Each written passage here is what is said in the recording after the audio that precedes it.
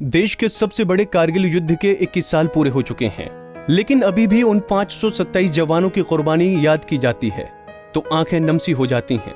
शहादत और गर्व से भरे इस दिन को भुला पाना भारत के लिए शायद ही ना के बराबर होगा, जिसके चलते कानपुर में रहने वाले अविनाश सिंह भदौरिया के परिजनों ने उन्हें पुष्प अर्पित करते हुए श्रद्धांजलि दी।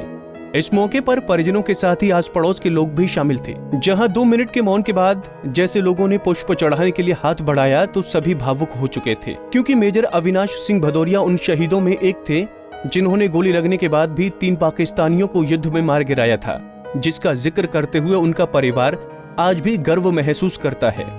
वहीं शहीद मेजर अविनाश के भाई ने कहा कि हमारा देश आज भी वीर जवानों की वजह से सुरक्षित है, जिसके चलते देश के प्रधानमंत्री नरेंद्र मोदी को अपने मन की बात में कारगिल विजय युद्ध का जिक्र जरूर करना चाहिए। डोडा पुंछ कश्मीर में तब ये इनको पता चला कि 3 आतंकवादी एक घर में छुपे हुए हैं, तो वहाँ पर इन्होंने 2 रात लगातार ढूंढा कि कहाँ हैं आतंकवादी, और रात को वो लौटे भी नहीं अपने बेस पे, लगातार जंगलों में ही रहे। 2 रात के बाद तीसरे दिन सुबह पता चला कि एक घर में आतंकवादी छुपे हुए हैं, वो पता चल गया था।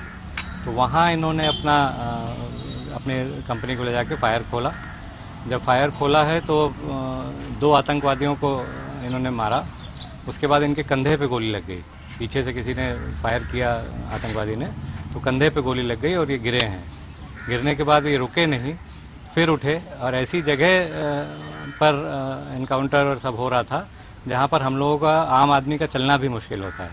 ये फिर उठे हैं, फिर तीसरे को मारा है इन्होंने, और तीसरे को मारने पे जब वो मर गया है तो उसको ये देखा कि मरा कि नहीं, तो उसमें उसकी उंगली AK-47 थी उसके पास, उसकी उंगली ट्रिगर पे थी, और वो बस्ट उनके पेट पे हो गया था। तो उसकी वजह से काफ़ी खून निकल गया, काफ़ी लॉस हुआ था खून का, और देर से थोड़ा सहायता आने की वजह से हॉस्पिटल जाते जाते इन्होंने प्राण त्याग दिए।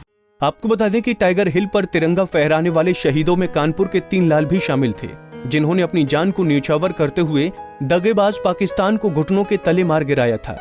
पंजाब केसरी टीवी के लिए कानपुर से अमरीश त्रिपाठी की रिपोर्ट।